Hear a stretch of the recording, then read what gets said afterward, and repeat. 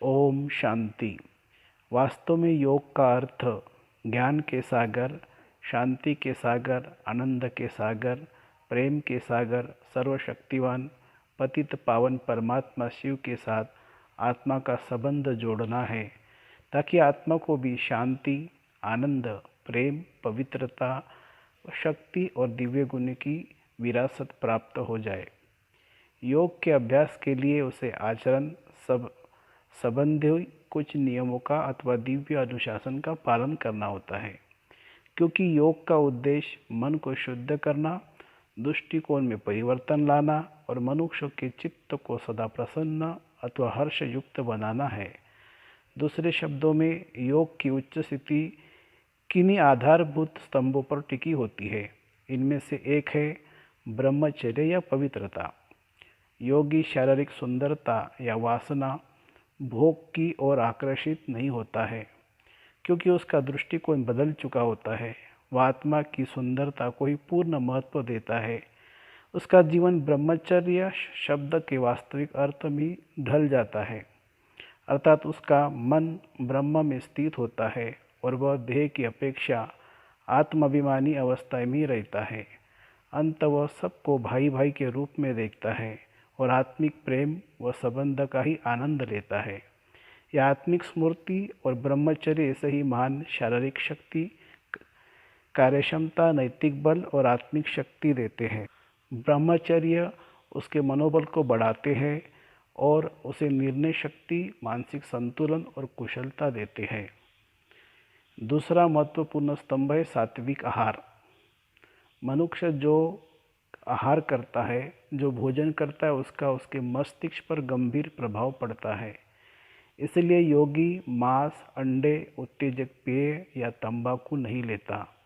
अपना पेट पालने के लिए वह अन्य जीवों की हत्या नहीं करता, नहीं वह अनुचित साधनों से धन कमाता है। वह पहले भगवान को भोग लगाता, तब प्रसाद के रूप में उसे ग्रहण करता है। भगवान द्वारा स्वीकृत यह भोजन उसके मन को शांति व पवित्रता देता है। तभी जैसा अन्न वैसा मन की कहावत के अनुसार उसका मन शुद्ध होता है और उसकी कामना कल्याणकारी तथा भावना शुभ बनी रहती है। अन्य महत्वपूर्ण स्तंभ है सत्संग। जैसा संग वैसा रंग। इस कहावत के अनुसार योगी सदा इस बात का ध्यान रखता है कि उसका सदा सतचित आनंद स्वरूप परमात्मा के साथ ही संग बना रहे। वह कभी भी कुसंग में अथवा अश्लील साहित्य अथवा कुविचारों में अपना समय व्यर्थ नहीं गंवाता। वह एक ही प्रभु की याद में लगन में मगन रहता है तथा अज्ञानी, मिथ्या अभिमानी अथवा विकारी देहधारी मनुष्यों को याद नहीं करता और नहीं उससे संबंध जोड़ता है। फिर दिव्य गुण। योगी सदा अन्य आत्माओं को भी अपने दिव्य गुणों, विचारों तथा दिव्य कर्मों की सुगंध से अगरबत्ती की तरह सुगंधित करता है, न कि आसुरी स्वभाव, विचार व कर्मों के वशीभूत होता है। विनम्रता, संतोष, हर्षित मुक्ता, गंभीरता, अंतर्मुक्ता, सहनशीलता और अन्य दिव्य गुण योग का मुख्य आधार है। योगी स्वयं तो इन गुणों को धारण करता ही है, साथ ही वह अन्य दुखी, भूली भटकी और अशांत आत्माओं को भी अपने गुणों का दान करता है और उसके जीवन में सच्ची सुख शांति प्रदान करता है। इन नियमों को पालन करने से मनुष्य सच्चा योगी जीवन बना सकता है तथा रोग, शोक, दुख, अशांति रूपी भूतों के बंधन से छुटकारा पा सकता है। राजयोग के अभ्यास से अर्थात मन का नाता परमपिता परमात्मा के साथ जोड़ने से अविनाशी सुख शांति की प्राप्ति होती है। साथ ही कई प्रकार की आध्यात्मिक शक्तियाँ भी आ जाती है। इनमें से 8 मुख्य और बहुत ही महत्वपूर्ण है। इनमें से पहली है सिकोड़ने और फैलाने की शक्ति। जैसे कछुआ अपने अंगों को जब चाहे सिकोड़ लेता है और जब चाहे उसे फैला लेता है, वैसे राजयोगी जब चाहे अपनी इच्छानुसार अपनी कर्मेंद्रियों के द्वारा कर्म करता है और जब चाहे विधेयी एवं शांत अवस्था में रह सकता है। इस प्रकार विधेयी अवस्था में रहने से उस पर माया का वार नहीं होता है। दूसरी शक्ति है समेटने की शक्ति। इस संसार को मुसाफिर खाना तो सभी कहते हैं, लेकिन व्यवहारिक जीवन में वे इतना विस्तार कर लेते हैं कि अपने कार्य और बुद्धि को समेटना चाहते हुए भी समेट नहीं पाते हैं। जबकि योगी अपनी बुद्धि को इस विशाल दुनिया में न फैलाकर एक परमपिता परमात्मा की तथा आत्मिक संबंध की याद में ही अपनी बुद्धि को लगाए रखता है। वह कलयुगी संसार से अपनी बुद्धि और संकल्पों का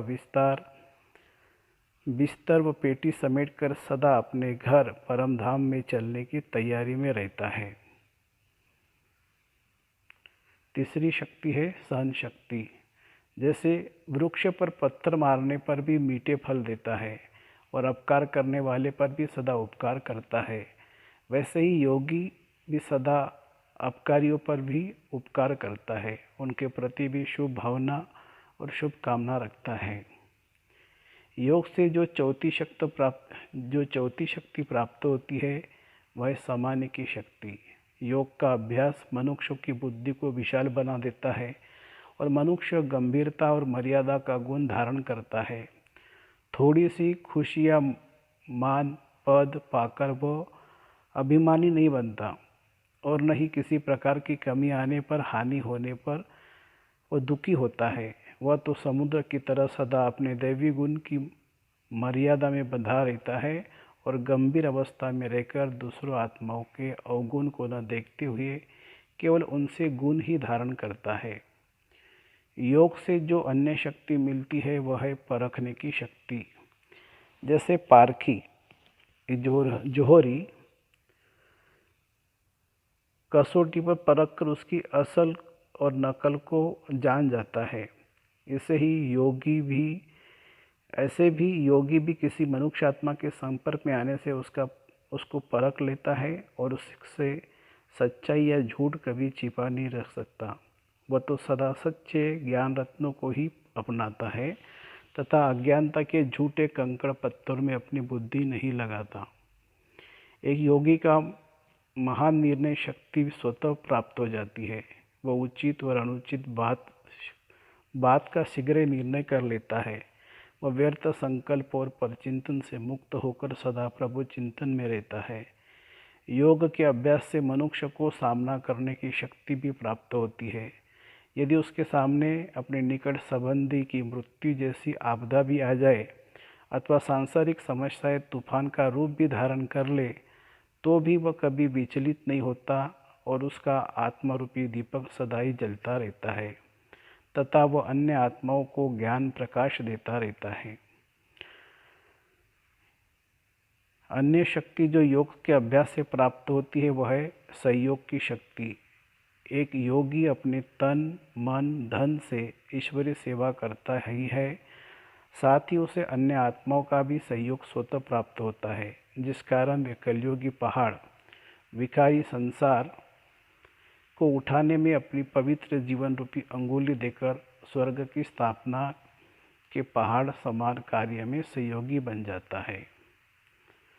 राज्यों की यात्रा स्वर्ग की ओर दौड़।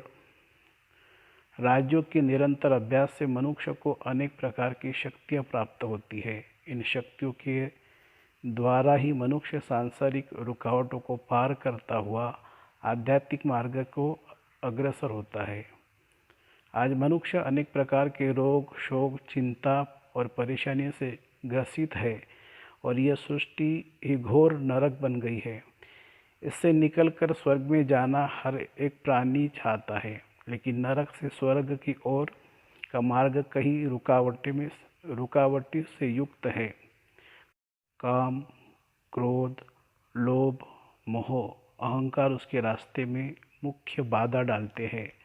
पुरुषोत्तम संगम युग में ज्ञान सागर परमात्मा शिव जो सहज राज्यों की शिक्षा प्रजापिता ब्रह्मा के द्वारा दे रहे हैं, उसे धारण करने से ही मनुष्य इन प्रबल शत्रुओं माने 5 विकारों को जीत सकता है। इसके लिए पहले मनुष्य को काम विकारों पर विजय प्राप्त करना पड़ता है, जिनमें काम विकार सबसे भारी है। तो काम विकारों को जीतने के लिए अपनी दृष्टि को पवित्र शीतल और शांत बनाना पड़ता है। ओम शांति।